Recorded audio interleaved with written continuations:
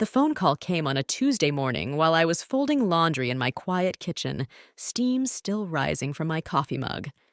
When the woman from First National Bank said my name, Cordelia Martinez, I almost hung up, thinking it was another telemarketer.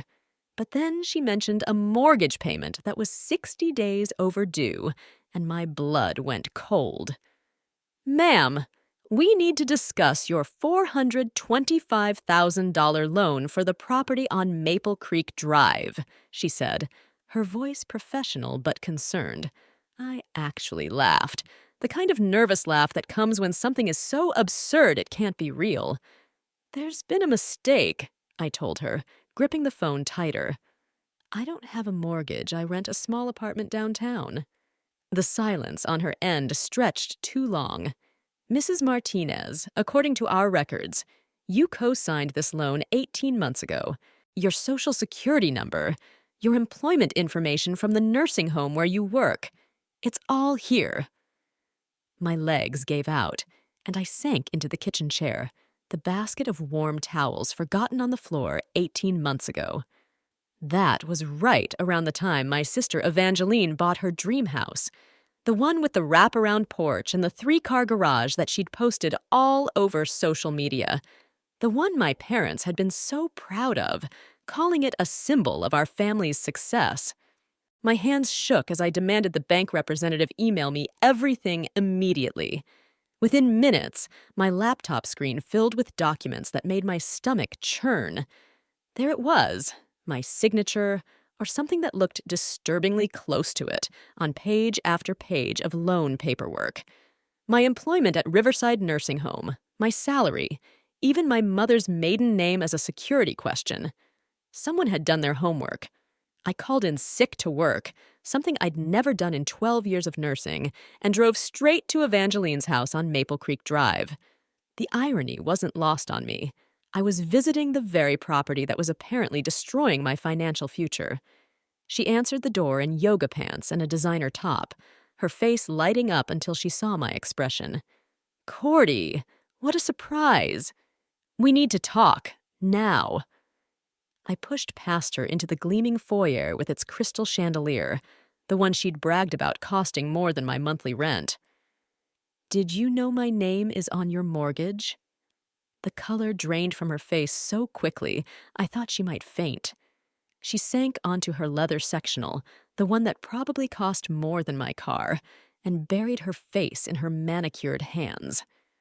"Oh God, Cordy, I can explain." But before she could say another word, I heard familiar voices from the kitchen. Mom and Dad were here, their Tuesday coffee date with their golden child. Perfect. I walked into that kitchen like I was walking into battle, my heart hammering against my ribs. Mom looked up from her coffee cup with that bright smile she always reserved for family gatherings, but it faltered when she saw my face. Dad was reading something on his phone, completely oblivious to the storm that was about to hit. "Well, hello there, Mia," Mom said, her voice carrying that forced cheerfulness that meant she was nervous. "What brings you by on a workday?"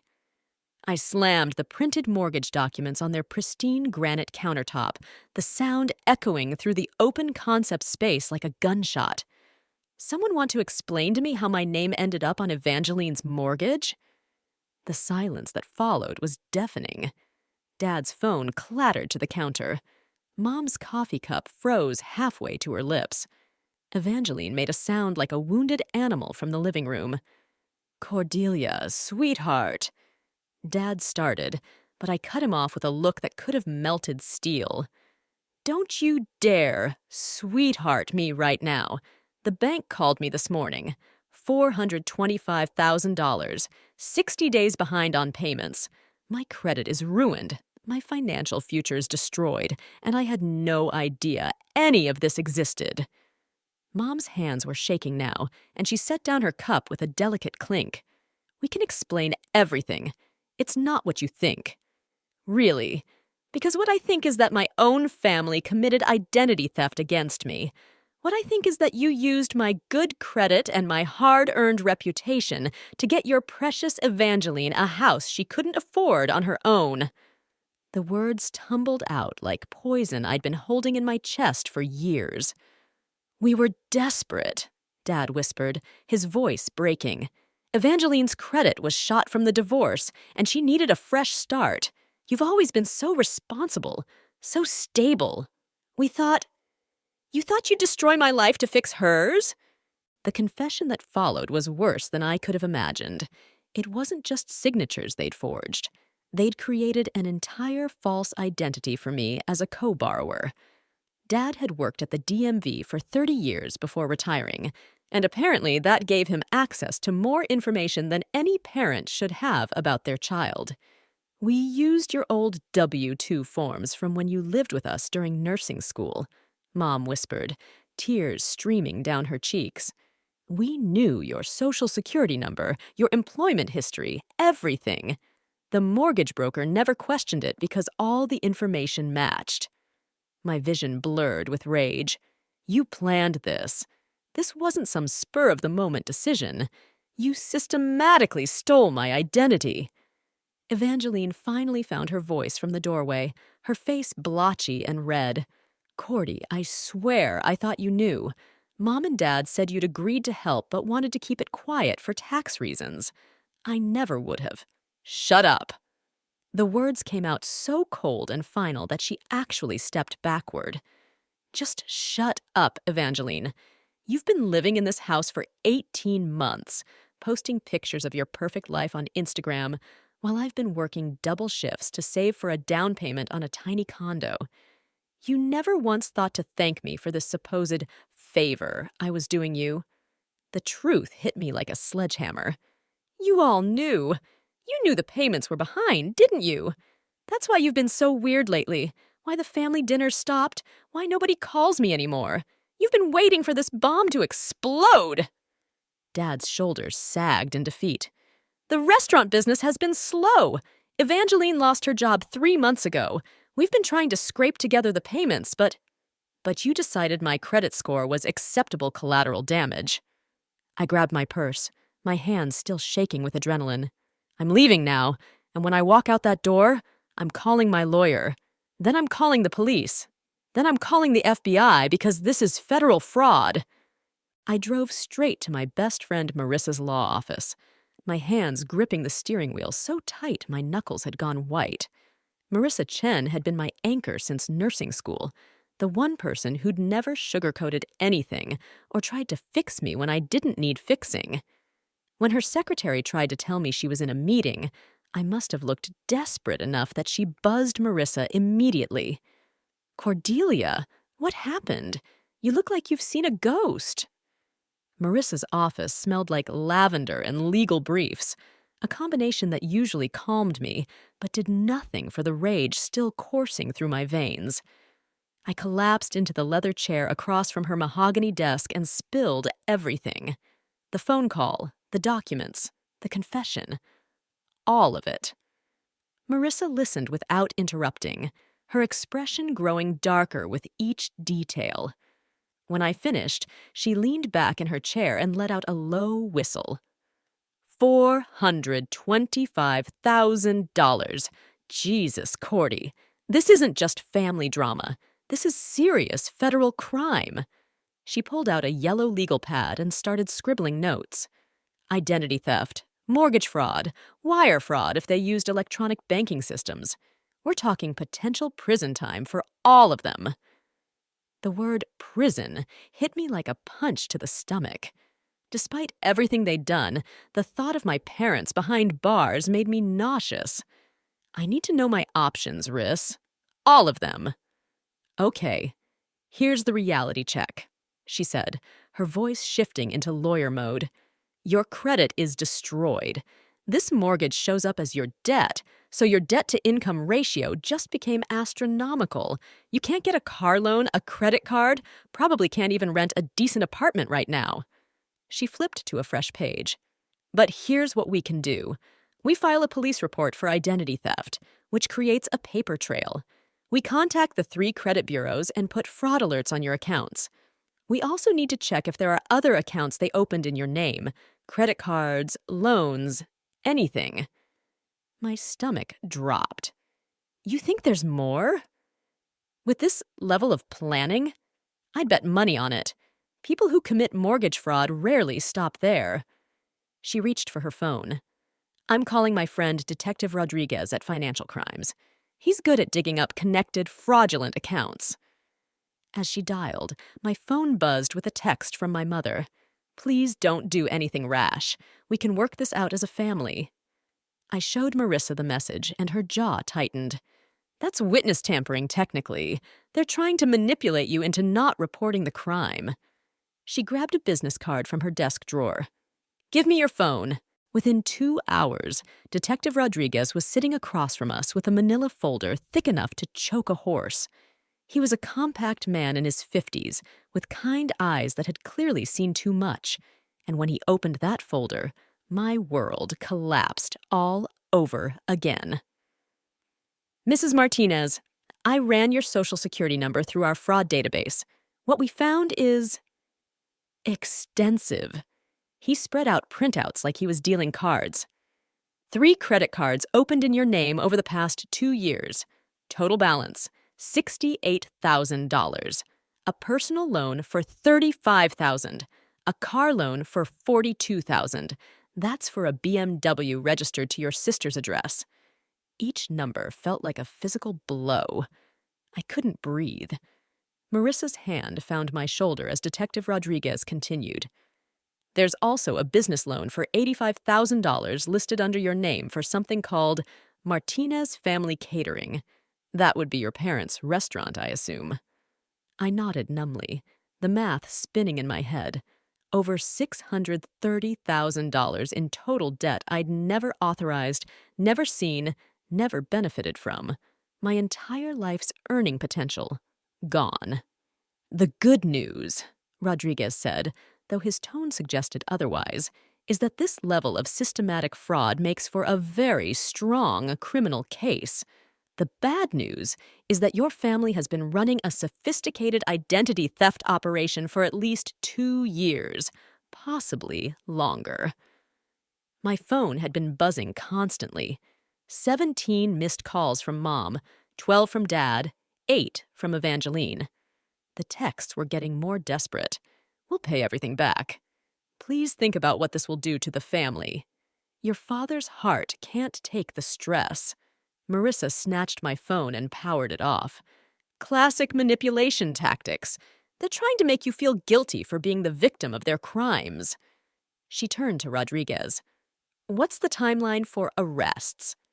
If Mrs. Martinez files the complaint today, we can have warrants by tomorrow. This much fraud, this well-documented, it's honestly one of the cleaner cases I've seen. He looked at me directly. But I need you to understand what you're choosing. These are your parents, your sister. Federal charges mean federal prison time. Your father could get 15 to 20 years at his age. The weight of that settled on my chest like concrete. But then I thought about my co-workers at the nursing home, how I'd always been the responsible one, the one they trusted with extra shifts and difficult patients. I thought about the tiny apartment I'd been saving to leave, the modest dreams I'd had for my future. All of it was gone because my family had decided my life was acceptable collateral damage for theirs. I looked Detective Rodriguez straight in the eye and said the words that would change everything. I want to file the complaint. All of it. Marissa squeezed my hand, and I could see the relief in her face that I wasn't going to let family guilt override justice. Rodriguez nodded solemnly and pulled out the paperwork. As I signed my name to document after document, each signature felt like I was signing my family's death warrant. But then I remembered something my nursing instructor had told us years ago. Sometimes the kindest thing you can do for someone is refuse to enable their destructive behavior.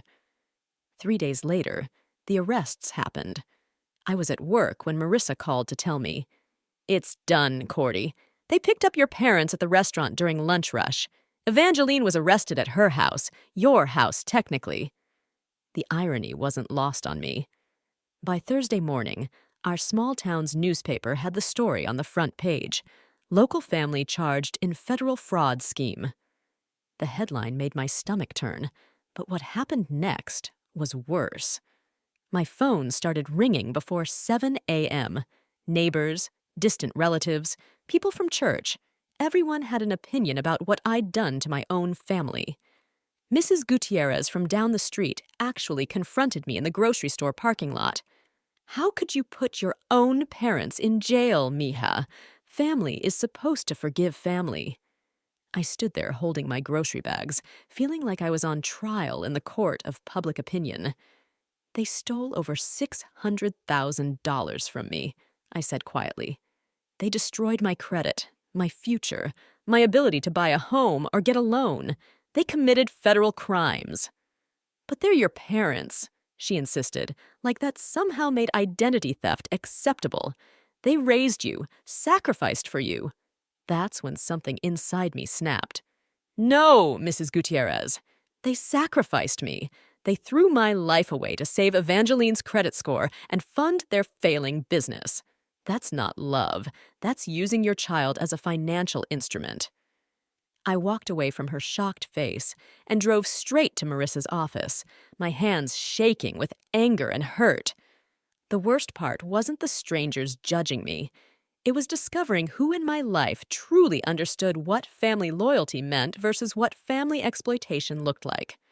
My supervisor at the nursing home, Patricia, had pulled me aside that morning with a concerned expression. "Cordelia, honey, I need to ask, are you going to be reliable through this family situation? Because if your judgment is compromised about your own family, how can we trust your judgment with our patients?" 22 years I'd worked there. 22 years of perfect attendance, overtime shifts, staying late when understaffed. And now my character was being questioned because I'd refused to absorb a six-figure financial crime quietly. 2 weeks after the arrests, I learned what real betrayal looked like. My family had hired Vincent Castellanos, the most expensive defense attorney in the state, and their strategy became clear when Marissa called me at work. "Cordy, you need to sit down. I just got served with papers from their legal team." My hands went numb. "What kind of papers?" "They're claiming you knew about all the loans and verbally agreed to co-sign everything. They're saying you're filing false charges because you got cold feet about helping family and want to destroy them out of spite." The cafeteria where I was taking my break suddenly felt like it was spinning. That's insane. I have bank records showing I never received any loan proceeds, never made any payments. I know, and will fight it. But Cordy, they're also claiming you have a history of mental instability. They've subpoenaed your medical records, including that time you saw a therapist after your divorce 3 years ago. The violation felt like being stripped naked in public. My therapy sessions after Mark left, the raw, vulnerable conversations about self-worth and trust, were going to be dissected by strangers to paint me as an unreliable narrator of my own life. That evening, I discovered they'd gone even further. My cousin Rebecca, who I'd always considered a sister, had posted on Facebook, "Praying for my aunt and uncle during this difficult time. Sometimes family members struggle with mental health and make accusations that hurt everyone. Please keep the Martinez family in your thoughts." The comments were brutal. People I'd known my entire life were sharing their own stories about ungrateful children and family loyalty. Someone had screenshotted my nursing license photo and posted it with the caption, "This is what happens when you trust someone with your life in a hospital." I drove to Marissa's house that night, my whole body shaking with rage. They're destroying my reputation, my career, everything. And people are believing them because who wants to think parents would steal from their own child? Marissa poured me a glass of wine and sat across from her kitchen table. "This is actually good news, Cordy." "How is any of this good news?" "Because desperate people make mistakes. They're throwing everything at the wall to see what sticks, which means they know they're guilty and they're terrified. But here's what they don't know. Detective Rodriguez has been busy." She pulled out a folder. "He found the bank records for all those fraudulent accounts. Every single withdrawal, every payment, every transaction. None of it went to you. The money went to Evangeline's mortgage, your parents' restaurant, luxury purchases. There's even a $15,000 payment to a plastic surgeon for Evangeline's breast augmentation. The evidence was overwhelming. Credit card statements showing purchases at high-end restaurants and boutiques. Bank records proving the business loan money went directly to cover the restaurant's existing debts. Even receipts for the BMW that was sitting in Evangeline's driveway. They can claim you agreed to help all they want, Marissa said. But the money trail doesn't lie. You never benefited from a single dollar of this fraud. The federal courthouse felt like a cathedral of justice the morning the plea negotiations began. I sat in the hallway outside the prosecutor's office, watching my parents shuffle past in handcuffs and orange jumpsuits. Dad had lost 20 pounds and looked frail as paper. Mom wouldn't meet my eyes. Evangeline walked between two marshals, her designer clothes replaced with county jail attire, her perfectly styled hair now limp and unwashed. For a moment, my resolve wavered. Then I remembered the $15,000 they'd spent on her cosmetic surgery while I'd been eating ramen noodles to save for a down payment. Assistant District Attorney Sarah Blackwood emerged from her office with a grim expression. Cordelia, your family's attorney wants to discuss a plea arrangement. They're finally ready to admit guilt. Vincent Castellanos looked like he'd aged a decade since taking the case. The financial evidence was so overwhelming that their character assassination strategy had backfired spectacularly. My clients are prepared to plead guilty to all charges in exchange for reduced sentences, he said, his voice lacking its usual courtroom bravado. They'll make full restitution and accept responsibility for their actions. Blackwood slid a document across the conference table. Your parents, 5 years federal prison each. Your sister, 3 years. They'll be required to liquidate all assets, the house, the restaurant, everything, to pay restitution. The total recovery should be approximately $400,000. I stared at the numbers. After legal fees and asset depreciation, I'd still be out over $200,000. My credit would take years to repair. My reputation in our small town might never recover. But something else had happened during these past months of legal warfare. I discovered a strength I never knew I possessed. When my family's attorney had tried to paint me as mentally unstable, I'd sat for a deposition that lasted 6 hours and answered every question with calm, documented facts. When they'd attacked my professional competence, my nursing colleagues had rallied around me, writing letters of support that filled 3 binders. When the community had turned against me, I'd found allies I never expected. Other victims of family financial abuse who reached out to share their own stories. There's one more thing, Castellano said, looking uncomfortable. My clients want to make a personal statement to Cordelia before accepting the plea. I almost laughed. After months of character assassination and public humiliation, now they wanted to talk. Absolutely not, Marissa said immediately. They've forfeited the right to personal appeals. But something in me needed to hear what they had to say. Maybe it was closure, maybe it was curiosity, or maybe I just wanted to look them in the eye one final time. 5 minutes, I said, in front of everyone. No private conversations. They brought my parents in first. Mom's hands were shaking as she sat across from me, and when she finally spoke, her voice was barely a whisper. Mija, we never meant for it to go this far. We thought we could pay everything back before you ever found out. Dad cleared his throat, his eyes red-rimmed and defeated. We failed you as parents. We were supposed to protect you, not use you. There's no excuse for what we did. Then Evangeline was brought in, and seeing her broke something inside me I didn't know was still intact. My baby sister, who I'd helped with homework and driven to school dances, looked at me with genuine remorse for the first time in months. Cordy, I'm so sorry. I should have questioned everything from the beginning. I should have protected you instead of letting them destroy your life for mine. I looked at each of them. my parents who had raised me, my sister who had shared my childhood, and felt something I hadn't expected. Not forgiveness, not yet, but a strange kind of peace. "You want to know what the worst part was?" I said, my voice steady and clear. "It wasn't the money. It wasn't even the destroyed credit or the public humiliation. It was discovering that the people who were supposed to love me unconditionally saw me as nothing more than a financial resource to be exploited." Evangeline flinched like I'd slapped her.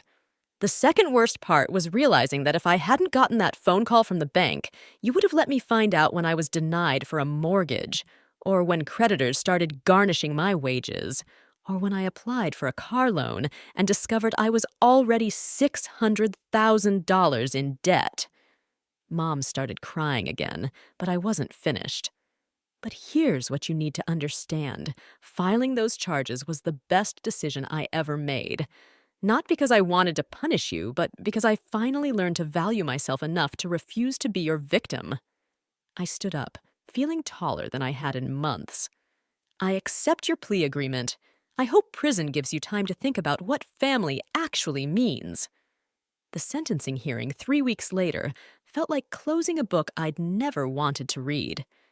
Judge Morrison was thorough and fair, explaining to my family exactly how their actions had violated federal law and destroyed their daughter's financial future. As they were led away in shackles, I felt no triumph, just relief that it was finally over. 6 months later, I was standing in the kitchen of my new apartment. Nothing fancy, but it was mine, paid for with cash from the asset liquidation and my savings. My credit was slowly recovering, point by painful point. The nursing home had not only kept me on staff, but promoted me to charge nurse after my colleagues saw how I'd handled the crisis with dignity and strength. The phone rang, and I almost didn't answer when I saw it was a number I didn't recognize. But something made me pick up. "Is this Cordelia Martinez? The one from the newspaper articles?" The woman's voice was shaky but determined. "My name is Patricia Williams, and I think my son has been using my identity for loans. I saw what you did, how you fought back, and I was wondering, could you tell me how you found the courage?"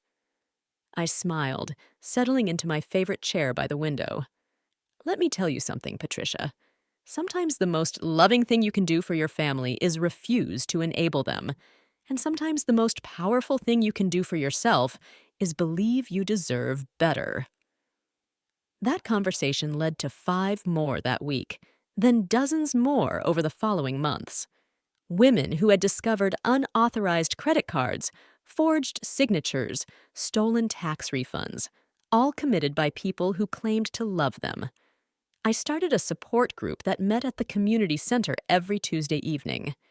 We called ourselves Financial Survivors, and watching other women find their voices and fight back became more rewarding than anything I'd ever done.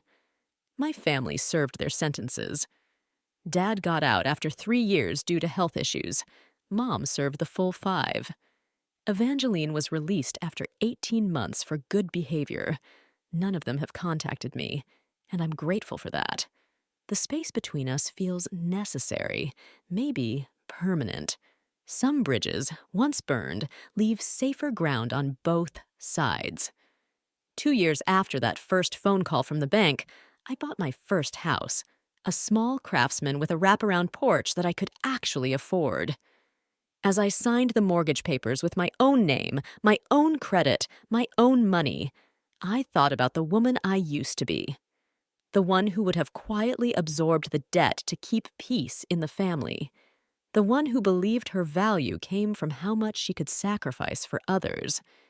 She was gone now, replaced by someone stronger, someone who knew the difference between love and exploitation.